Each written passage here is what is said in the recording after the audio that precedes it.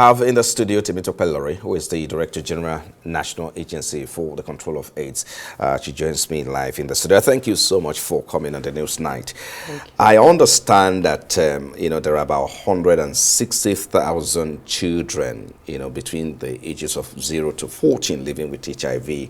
Despite great efforts surrounding the prevention of mother-to-child transmission of HIV in Nigeria. So, as the world marks the World AIDS Day, I needed to share your thoughts with us on the current state of mother-to-child transmission of HIV in Nigeria. Where are we? What has been done? What are you doing now? Good evening, Nigerians. I'm glad to be in your studio. I say happy World AIDS Day 2024. Yes, like you rightly said, taking the right step, right path is our theme for this year 2024.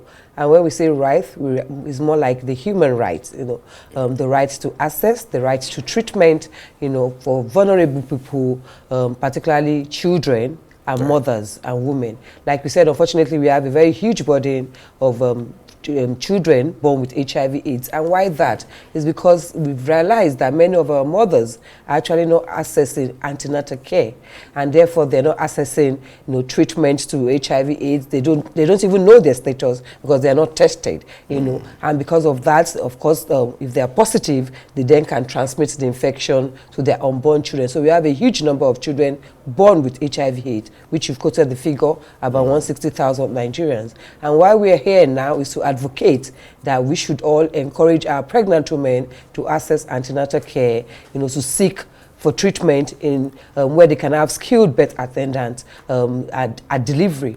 We are also working with the non-conventional health facilities like the traditional birth attendants, like the mission houses, wherein as a government we've mapped these facilities, we know where they are, we're equipping them with test kits, and we're linking them up with health facilities that offer this treatment. So if they found positive, they found any woman positive, they can refer to a health facilities where she can start her medications. This number is quite alarming, 160,000, and these are innocent babies born into the world.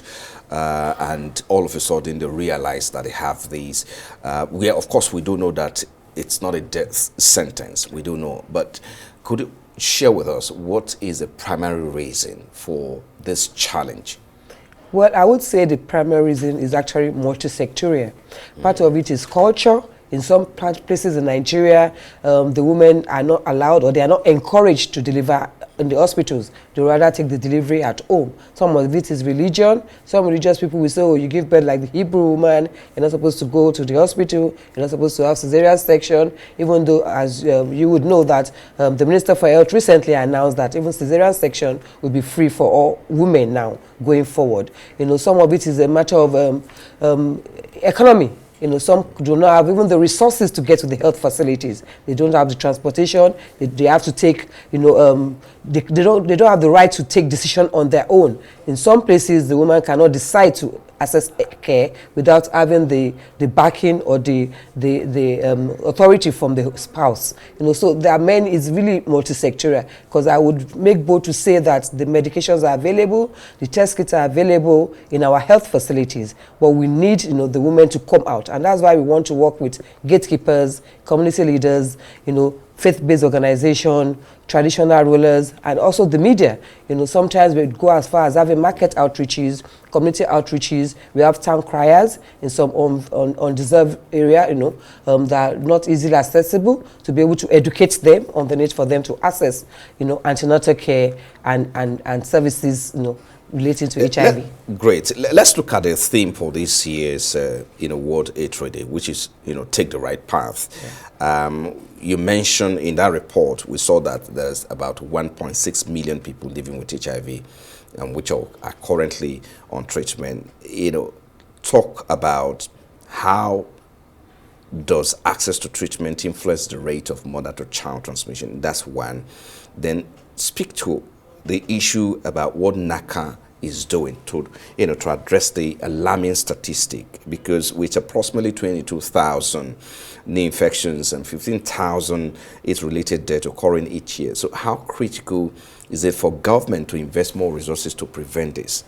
I think these are issues, question is, yeah, So what NACA is doing, like I said, we're trying to reach out to this mother using both the conventional means and the non-conventional means. Yes. You know, I didn't get the first question again. I'm sorry. And I was asking, I mean, the rate of access to treatment. Okay, I mean, yeah, why of it's important. rate Yeah, of it's mother very to child important transmission. for us to stem the mother-to-child transmission, because, like you know, our youth, they are our future, they are our tomorrow.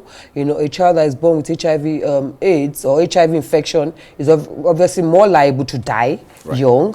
I know it's also a huge burden on our fragile health system. So when a woman that is pregnant, or even, you know, a general population, when they access care, then that means they can be put on medications. And these drugs have been found to be very potent.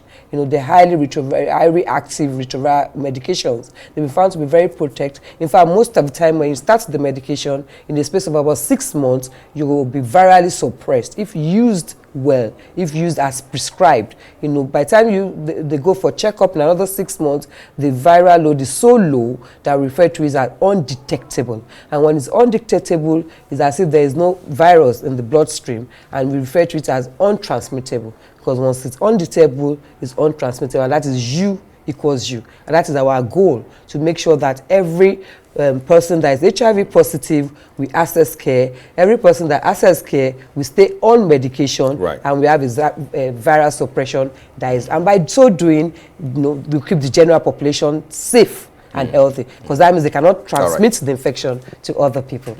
I know there are conversations around, you know, by 2030, setting Nigeria, I know, achieving, you know, AIDS-free Nigeria by 2030. We hope that we'll get to that and that's six years from now. Thank you so much, Dr.